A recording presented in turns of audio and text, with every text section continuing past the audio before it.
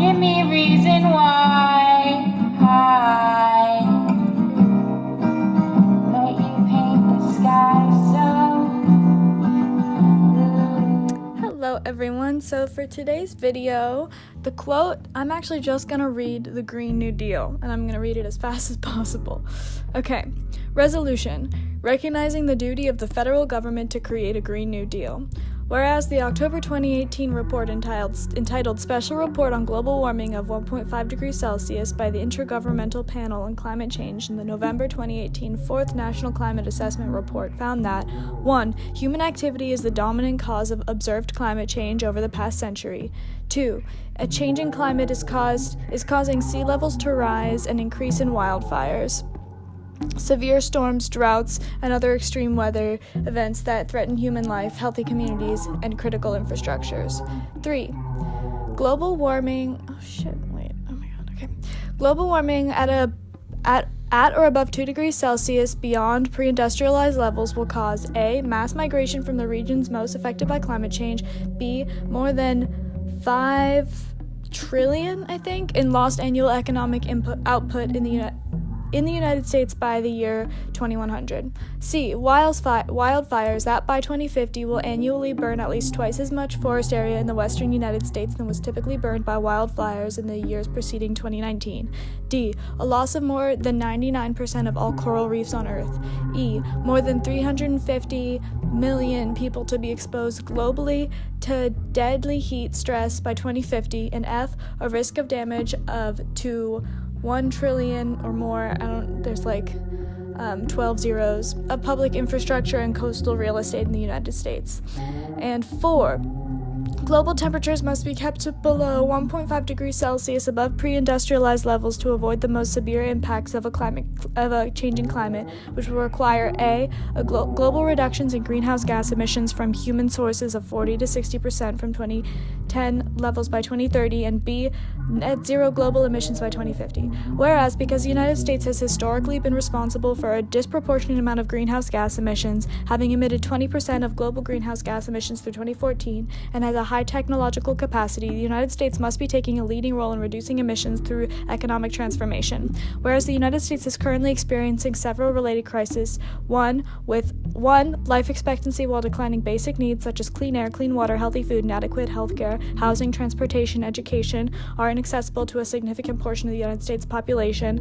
2, a 4-decade trend of wage stagnation, deindustrialization, and anti-labor policies that has led to A. Hourly wages overall stagnating since the 1970s, but despite increased worker productivity. B. The third worst level of socioeconomic mobility in the developed world before the Great Recession. C. The erosion of the earning and bargaining power of workers in the United States. And D. Inadequate resources for public sector workers to confront the challenges of climate change at local, state, federal levels. And 3. The greatest income inequality since the 1920s, with A.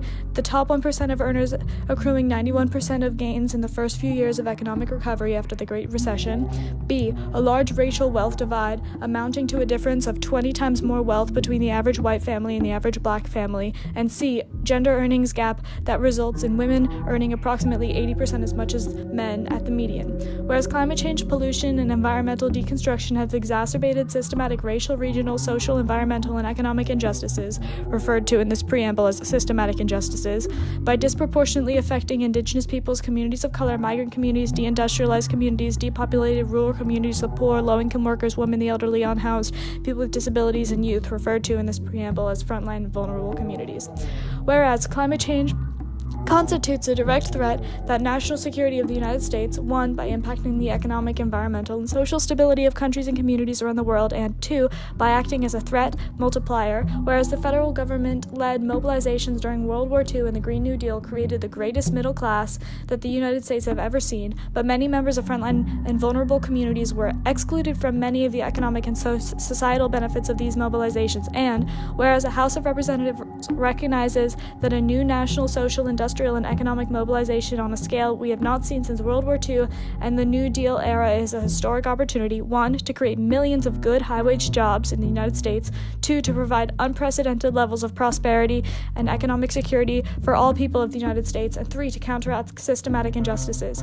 Now, therefore, be it 1, resolved that resolved that it is the sense of the House of Representatives that 1. It is the duty of the federal government to create a Green New Deal, A. To achieve net zero greenhouse gas emissions through a fair and just transitions for all communities and workers, B. To create millions of good, high-wage jobs and ensure prosperity and economic security for all people in the United States, C. To invest in the infrastructure and industry of the United States to sustainably meet the challenges of the 21st century, D. To secure for all people of the United States for generations to come clean air and water, climate and community resiliency, healthy food, access to nature, and a sustainable environment, and E, to promote justice and equity by stopping current, preventing future, and repairing historic oppression of indigenous peoples, communities of color, migrant communities, deindustrialized communities, depopulated rural communities, the poor, low-income workers, the elderly, the unhoused, people with disabilities, and youth, referred to in this resolution as frontline and vulnerable communities.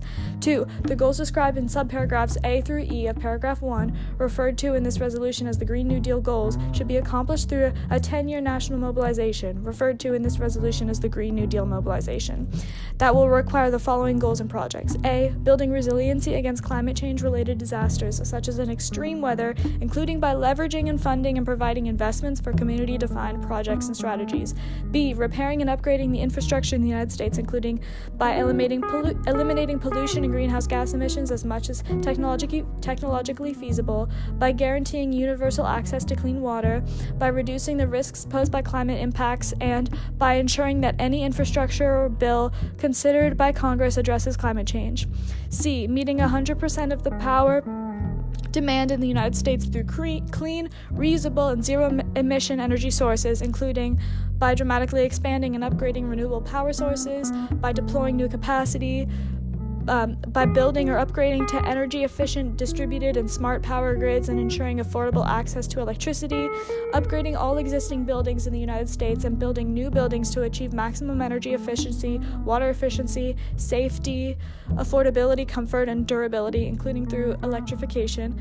F. Spur massive growth in clean manufacturing in the United States and removing pollution and greenhouse gas emissions from manufacturing and industry as much as technologically feasible, including by expanding renewable energy manufacturing, investing in existing manufacturing industry. G. Working collaboratively with farmers and ranchers in the United States to remove pollution and greenhouse gas emissions from the agricultural sector as much as is technologically feasible, including by supporting... Okay, honestly, if you want to finish it, you should just Google it and keep reading. It's only 14 pages, and we're on page 8. I had to drink so much coffee to do this. But I hope that you guys enjoyed, and I hope that AOC breaks the two-party system.